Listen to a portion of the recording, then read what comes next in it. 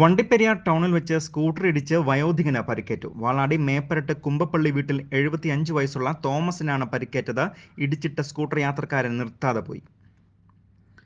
Rainbow news വാർത്തകൾ നിങ്ങൾക്കായി അവതരിപ്പിക്കുന്നത് ആനന്ദ് ഹൈപ്പർമാർട്ട്, താജ് ബിൽഡിംഗ്, വണ്ടിപ്പെരിയാർ. കഴിഞ്ഞ 3 വർഷത്തോളമായി വണ്ടിപ്പെരിയാറിന്റെ ജനറൽ മാർക്കറ്റിൽ പ്രവർത്തിച്ചു വന്നിരുന്ന ആനന്ദ് ഹൈപ്പർ മാർക്കറ്റ് ഇപ്പോൾ സെൻട്രൽ ജംഗ്ഷൻ താജ് ബിൽഡിംഗിൽ പ്രവർത്തനം ആരംഭിച്ചിരിക്കുന്നു. രാവിലെ 11:30 വണ്ടിപ്പെരിയാർ സഹകരണ ആശുപത്രിയിൽ നിന്നും ഡോക്ടറിനെ കണ്ടതിന് ശേഷം മരുന്ന് വാങ്ങുന്നതിനായി തൊട്ടടുത്തുള്ള മെഡിക്കൽ സ്റ്റോറിലേക്ക് റോഡ് ക്രോസ് ചെയ്യുന്ന സമയത്താണ് സെൻട്രൽ ജംഗ്ഷനിൽ നിന്നും വാളാടിയിലേക്ക് പോവുകയായിരുന്ന സ്കൂട്ടർ വയോധികനെ ഇടിച്ചു തെറിപ്പിച്ചത്. തുടർന്ന് ഓടിക്കൂടിയ നാട്ടുകാർ സഹകരണ ആശുപത്രിയിൽ പരിക്കേറ്റ ആളെ എത്തിച്ചു. വണ്ടിപ്പെരിയാർ വാളാടി മേപ്പരട്ട് കുമ്പപ്പള്ളി വീട്ടിൽ 75 വയസ്സുള്ള തോമസിനാണ് പരിക്കേറ്റത്.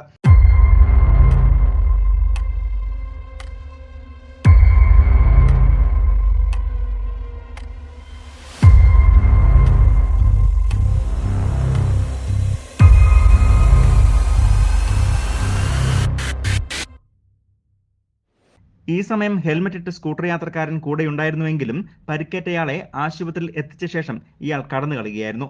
തുടർന്ന് തോമസിനെ പരിശോധിച്ചപ്പോൾ നടുവിന്റെ എല്ലിന് പൊട്ടലുണ്ടെന്ന് മനസ്സിലാക്കുകയും വിദഗ്ധ ചികിത്സയ്ക്കായി കാഞ്ഞിരപ്പള്ളി കുന്നൽ ആശുപത്രിയിലേക്ക് മാറ്റുകയും ചെയ്തു.